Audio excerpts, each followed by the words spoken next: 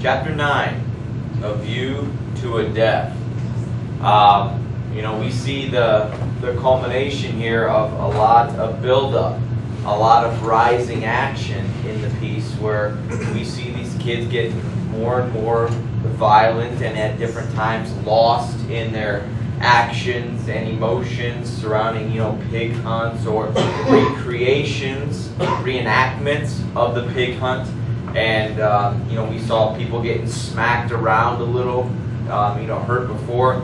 And we ultimately see that play out here. At the beginning of this chapter, Simon, the previous page in the last chapter, Simon had passed out. He'd experienced that connection with evil, and he had one of his fainting fits.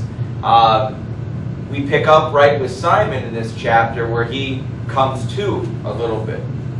Okay, he has a bloody nose. He's very traumatized. And he just kind of doesn't have much energy. He just kind of lays there on the ground. He moves, and the flies that are all over the Lord of the Flies' guts lift up and then instantly come down when they realize that there's no challenge to them for the food. Food, right? Gross. Can you just imagine that smell? Eventually, Simon stands up. He pulls himself up with creepers, and he starts moving. He kind of stumbles and falls, and he lacks a lot of coordination. He's very traumatized by what's been going on. And then plus, he might have not had much food, over time, and he could be dehydrated. You add that into it. But emotionally, he's a wreck. Page 146. He finally makes it up to the top of the mountain, which is where he needed to go. He noticed a while ago that the fear that these kids have are tearing the tribe apart. What should we do with the beast? What should we do? They're not talking about rescue. They're just talking about killing a beast, or it's creating friction. Okay, it's creating division. Creating it. It has created division. Okay, and there are two separate tribes. On 146, right around the middle, he said that he finds that his legs were weak and his tongue gave him pain all the time. When the wind reached the mountaintop, he could see something happen, a flicker of blue stuff against brown clouds. He pushed himself forward and the wind came again, stronger now, cuffing the forest heads till they ducked and roared. Simon saw a humped thing suddenly sit up on the top and look down at him. He hid his face and toiled on. The flies had found the figure too. The lifelike movement would scare them off for a moment so that they made a dark cloud round the head. Are you envisioning this? Remember we had the vision of it sitting up and sitting down? Well, now it's just covered in flies, death and decay and such. And so then when he sits up, they move. Okay, things are settled, so they come back down. Just imagine that smell as you get close. And death always has a smell. You always see that in movies and stuff. You always hear, even news. People, so-and-so died in a house, and no one knew about them for like 3 or 4 days until what? In apartments and such. What do they smell? You can smell death. Okay, the decay. The lifelike movement would scare them off for a moment so that they made a dark cloud around the head. Then as the blue material of the parachute collapsed, the corpulent figure would bow forward, sign, and the flies settled once more. Simon felt his knees smack the rock. He crawled forward, and soon he understood. The tangle of lines showed him the mechanics of this parody.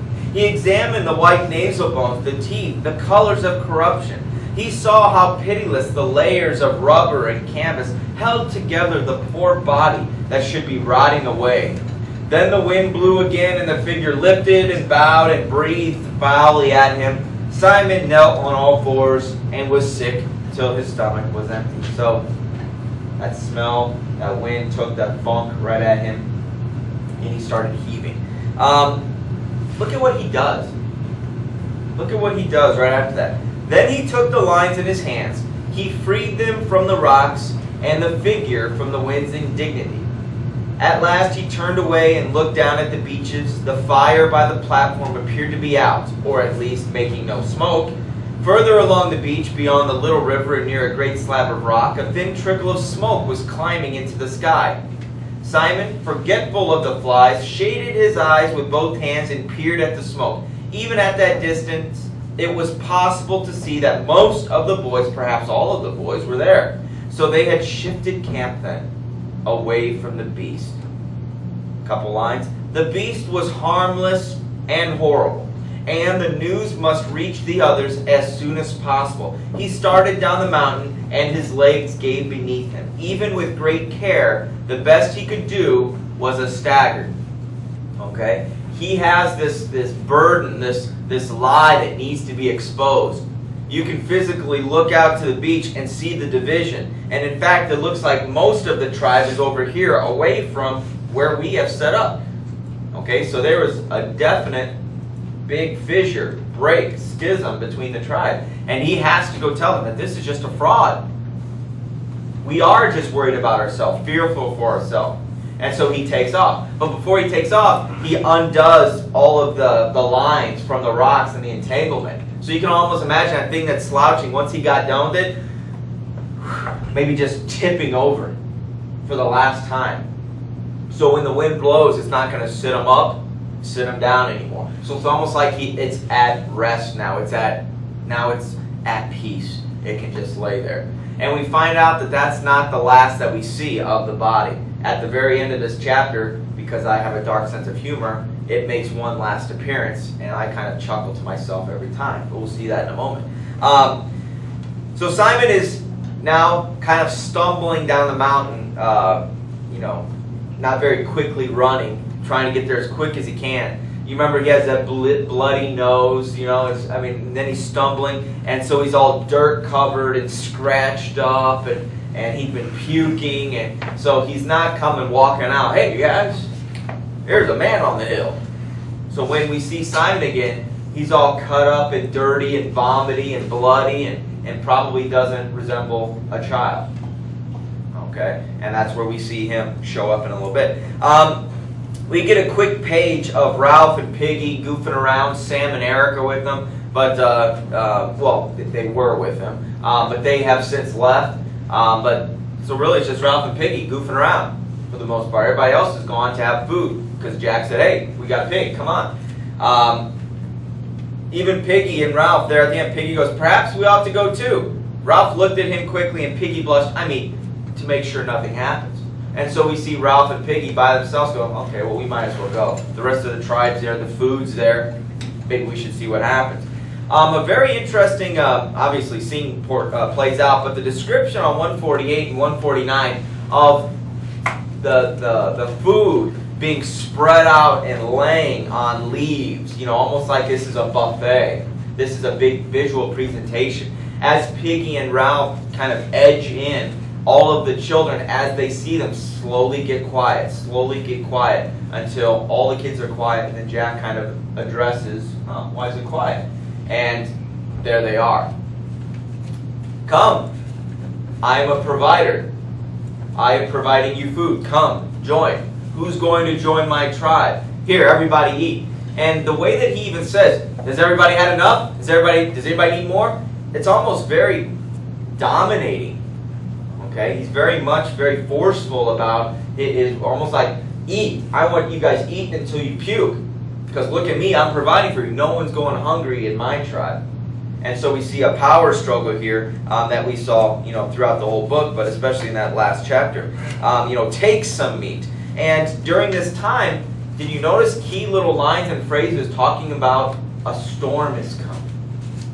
The rain's coming. The thunderstorms are coming. The sounds of thunder and seeing flashes of lightning, it's coming.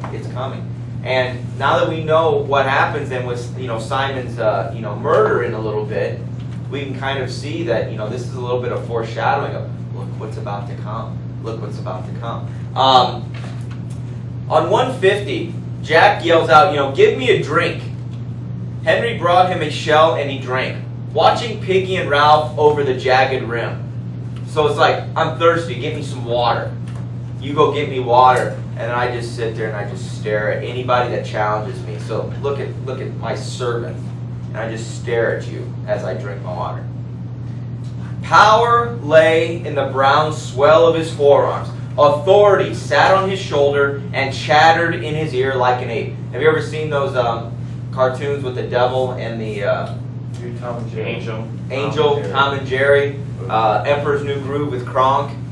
You know how he has that, you know, some people, it's a joke if they have two devils on their shoulder, there's no angel to give them the positive. It's very similar to that, and you can imagine these things just whispering about how strong you are and how much power you have, and he's just soaking this in. And yet we have one last blow up between them on 150 at the bottom. Ralph says, I'm chief because you chose me, and we were going to keep the fire going. Now you run after food. Oh, you ran yourself, shouted Jack. Look at the bone in your hand. You came too. I wasn't the only one who ran. You came. You came. Ralph went crimson. I said you were hunters. That was your job. So what, you want a cookie because you did what you're supposed to do? It's like, oh, you guys went and gathered food and you know, helped build the shelter. Well, that's what you're supposed to. You want accolades because of that? That was your job. You wanted it. So now you want more power because you do what you're supposed to do? And these kids, they're not getting it. Okay, Ralph is right on about this. I'm chief. And what about the fire? And I've got the conch. You haven't got it with you, said Jack, sneering. You left it behind. See, clever. And, kind of by the way, the conch doesn't count at this end of the island. Boom! All at once the thunder struck. Instead of the dull boom, there was a point of impact. Can you just imagine the visuals? It's almost like, you know, somebody, you know, throws an insult at somebody and everybody goes, oh, wow. But he goes, besides, the conch doesn't matter here. Boom. Because that conch should matter everywhere. That conch is a representation of that societal order and structure that they were trying to keep and maintain here on the island. And so that's kind of one of those big, wow, the storm's coming. Maybe the storm is actually here. Ralph says, Ralph, the conch counts here too and all over the island. What are you going to do about it? This is about the first challenge. What are you going to do about it? You going to step up? What's going to happen? What's the next play? What are you going to do about it? I say it doesn't. Who has the power? Who has the people here? And so we see this really play out. Very, very, very stressful, tenacious moment. Piggy even tries to pull Ralph away. Come away, there's going to be trouble. And we've had our meat, so let's leave, let's leave. So Piggy, the intellect, trying to break up a fight before it truly happens. Ralph says as they're leaving, he goes, going to be a storm. And you'll have rain like when we dropped here. Who's clever now? Where are your shelters? What are you going to do about that? The hunters were looking uneasily at the sky, flinching from the stroke of the drop. Kind of, oh, he's kind of right. And so they're kind of coming back to, not necessarily coming back, they're going to leave with Ralph, but they're losing some of that connection to Jack. Jack jumps up, leapt out of the sand. Do our dance, come on, dance! Between the flashes of lightning, the air was dark and terrible, and the boys followed him clamorously. Roger became the pig, grunting and charging at Jack. So everybody grabs their stuff, and they begin one of those reenactments, one of those stage fights, those stage sequences. Okay? Roger's in the middle. Remember, Roger's a real kind of dark and somber and kind of menacing individual. Eventually, he leaves the center, and they all just kind of jump around and dance. I mean, if you've seen Peter Pan, when he spends time with the natives, they kind of jump around and, you know, and do a dance and such. It's very much like that. You might have seen in movies, you know, what the Native Americans doing rain dances, you know, just kind of, you know, around in a circle. Okay, it's very similar visually to this. Page 152, follow along with this. Just, it's so bang, bang, bang. So much happens. Very top of 152, Piggy and Ralph, under the threat of the sky, found themselves eager to take a place in this demented but partly secure society. So even though they're nuts and they're weird and they have their priorities messed up, there's something of getting them sucked in. Well, this isn't the first time we've seen Ralph get sucked into the whole, you know, tribe, savage mentality. Okay, when they went hunting that one other time. Kill the beast, cut the throat, spill the blood. So we have this repetition phrase. So imagine, as we are visualizing the scene, thunder, raindrops are coming down, the storm is there and definitely on its way and coming. and they're screaming this line, chanting around a fire. Well, just going, and the lightning's crashing. You can just imagine the visual and the sound. The movement became regular while the chant lost its first superficial excitement and then began to beat like a steady pulse. Just imagine it. Kill the pigs. I mean, it's just going, and they get in a this fierce bond, and they just keep going. They stop thinking. The dark sky was shattered by a blue-white scar. An instant later, the noise was on them like the blow of a gigantic whip. The chant rose in agony. Again, the blue-white scar jagged about above them. The little ones screamed and blundered about, fleeing from the edge of the forest. And out of them broke the ring of Biggins in his terror. Him! So we have a circle. Okay? The circle opens up into a horseshoe. So you just take away. Okay? Because it got broken. And in staggers Simon. But in the kids' minds, the beast staggers into the center of the horseshoe. So then what can the horseshoe become again? Really easily. And traps them from a horseshoe. Boom. And can encapsulate them. The shrill screaming that rose before the beast was like a pain as the thing crawled out of the forest. The beast stumbled into the horseshoe. Kill the beast, cut his throat, spill his blood. The blue-white scar was constant, so constant noise, constant light. It's almost like a strobe light. Have you ever seen a strobe light and been in there and it just looks like this? Imagine all of this lightning and you have the fire and this thing coming out, crawling, rolling, screaming out pain, making a sound that doesn't sound human. Okay? The beast stumbled. Simon was crying out something about a dead man on a hill. Kill the beast, cut his throat, spill the blood. The sticks fell and the mouth of the new circle crunched and screamed. The beast was on its knees in the center, its arms folded over its face. It was crying out against the abominable noise, something about a body on the hill. And the beast struggled forward. It broke the ring and fell over the steep edge of the rock to the sand by the water. At once the crowd surged after it, poured down the rock, leapt onto the beast, screaming, struck it, bit it, tore it. There were no words and no movements, but the tearing of teeth and claws. So very similar to when they killed the pig that one time. Now we don't see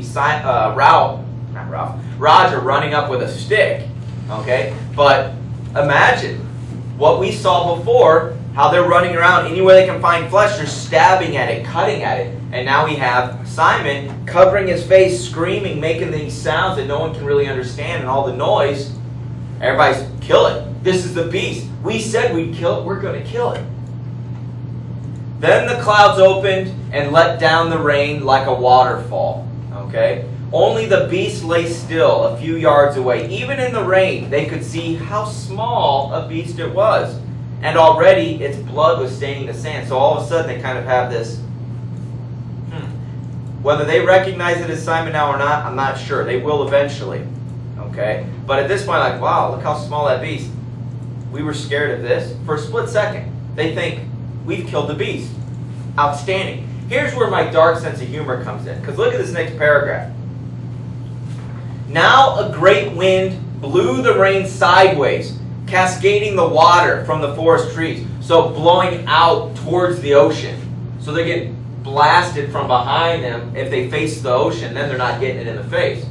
And so the wind is blowing from the mountain out. And what's on top of the mountain? What is not bound and stuck on the mountain anymore? The parachute. Okay? So these guys think that they've killed the beast. On the mountaintop, the parachute filled and moved. The figure slid, rose to its feet, spun, swayed down through the vastness of where. So the wind picked it up and it started to hover. And where's the wind taking it? Out to sea, but conveniently right through the group that's on the beach. Okay? And remember, this is in darkness except for strobe lightning. Are we visualizing this? Can you imagine what that would look? Oh my God. Yeah, I mean, it would be like at a haunted house when they throw something at you. Some skeleton comes on a zip line.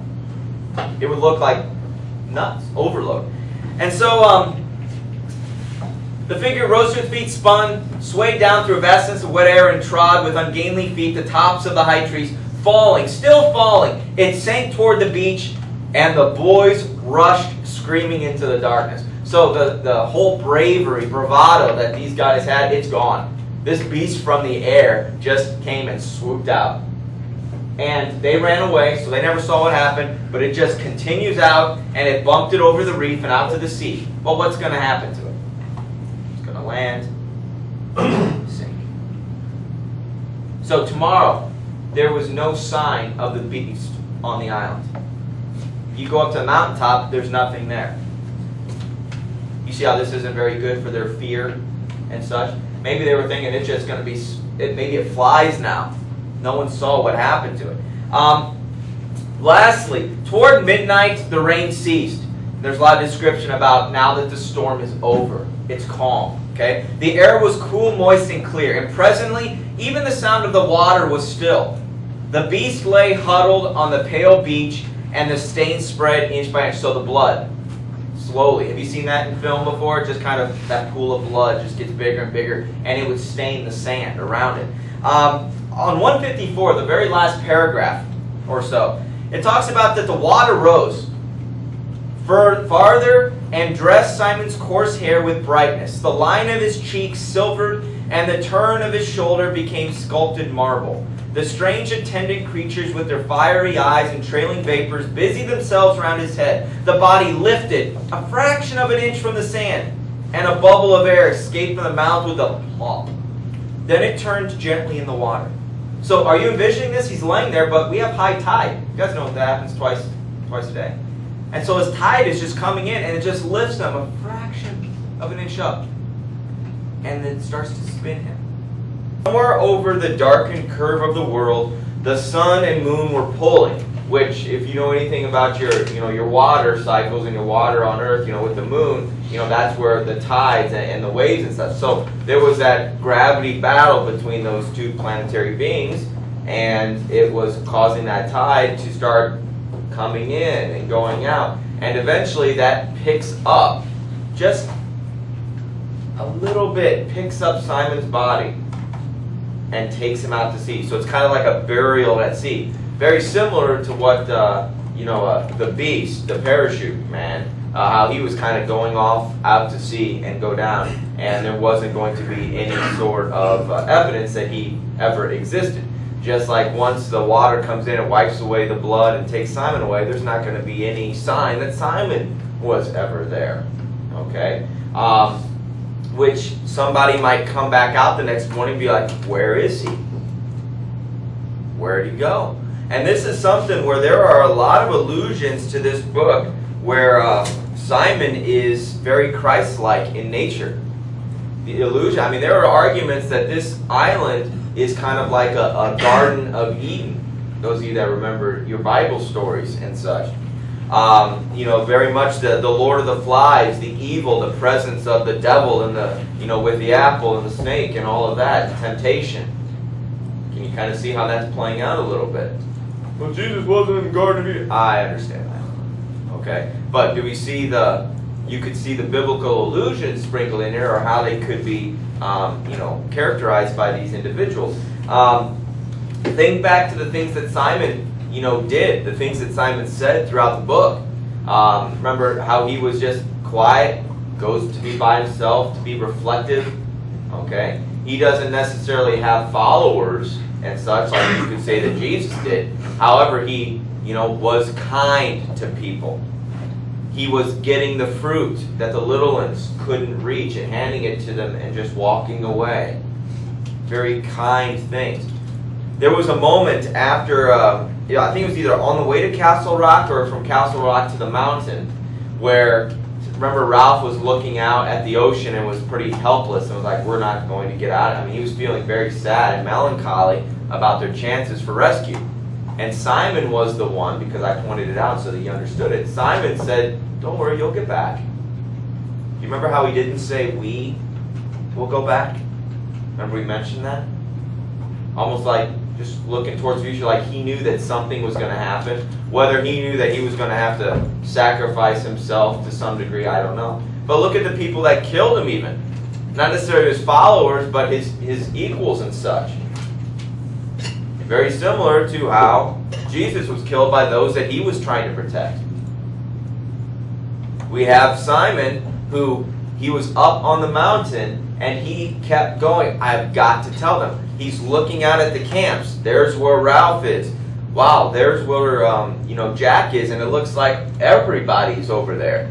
I've got to tell them about the man on the mountain, because that is causing the fear. That's causing the friction. That's causing the dissent. That caused the fracture of the tribe. So if I can go tell them and show them that this is all made up, everything's going to be good. He never gets that chance, because he's all bleeding and cut up and weak, and he's been vomiting, and then he comes crawling out at the worst possible moment. Storms crashing, lightning, thunder, rains pelting. The people are all worked up doing their circle tribal chants. So you can just imagine what that scene would be. And then some mysterious thing comes crawling out, and they scream beast, and it stumbles out squealing noises that they don't understand because of all the noise and what they're doing, and they just pummel on it. And then once they see it's a wounded animal, they jump on it and beat it until it's dead and cut it up. Okay? Now, there wasn't a mob killing of Jesus and such, but there was, the choice who should be killed, who should be crucified. Jesus or this other, convicted robber and such. So, it was just one of those things that he killed by the people you're trying to protect, the people that you're trying to save. And then look at those other elements, and it just starts to scream like, wow, maybe Golding really was trying to make some sort of biblical allusion, allegory to learn by in this novel. And Simon is one of those great characters that I told you at the beginning and throughout. He doesn't say a lot, but when he says something, it's pretty significant. Okay? It's pretty important. And those little actions, the little things he says, add up to really showcase this upstanding little guy, this little student who was trying to keep them all, functioning. All right, so Simon, and even the disappearance there at the end. When Jesus died, didn't he disappear, the corpse? The answer is yes, according to a certain book. All right. So that disappears. So we see Simon's body just kind of disappears. So the next day, what happens? And so that's what we're going to see in the upcoming chapter. We only have 3 more chapters. If you look at the book, those that are reading the book and not the online segment, there's not much left. And there is a ton of action. We thought that there was a fractured tribe already. Just wait. How are they going to deal with killing Simon? Simon was like, okay? What are they going to be like? The savagery, the murder, all that stuff, it's not over yet. Okay, this is a sprint to the finish line. All the action up until the last page or two, it goes right up until the end. So you need to get caught up if you are behind. Those that were absent, get caught up. So you can really enjoy the sprint to the end with all of the visuals and the imagery and the symbolism and stuff. It's really quite entertaining.